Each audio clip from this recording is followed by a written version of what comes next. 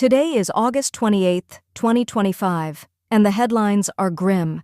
Kyiv has suffered its deadliest strike since the Trump-Putin Alaska summit.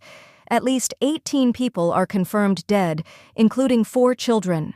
Homes, schools, and even diplomatic offices were not spared. This comes just days after intense diplomacy between Trump, Putin, and Ukraine, raising one critical question: is the window for peace closing, or was it never open at all? The strike on Kyiv.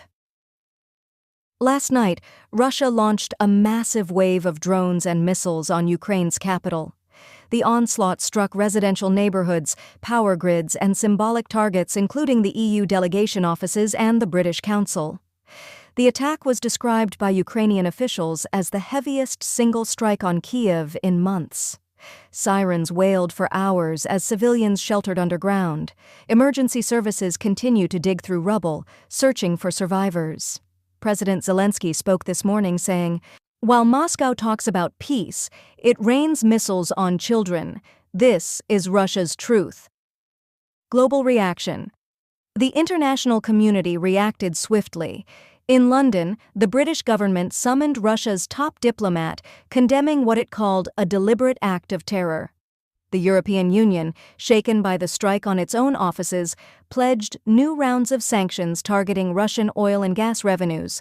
Meanwhile, EU leaders confirmed they will redirect frozen Russian assets, valued at billions, toward military and humanitarian aid for Ukraine. But Moscow shows no signs of backing down.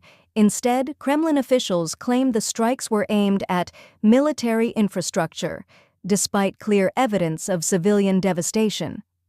Trump's peace efforts in turmoil. At the same time, diplomacy is faltering. Just days ago, Trump's envoy Steve Witkoff met Putin, exploring what some reports described as a potential land swap deal, Ukraine trading territory for peace. Reuters later revealed those claims were exaggerated, if not outright false. The mixed signals created chaos. Ukrainian officials rejected any deal that involved giving up territory, and Western allies accused the U.S. of negotiating in secrecy. Critics argue Trump's approach risks rewarding aggression while undermining Ukraine's sovereignty. Supporters, however, claim he is the only leader bold enough to put all options on the table. What's really at stake? So what's really happening here? On one hand, Trump is warning Putin of an economic war if peace talks collapse.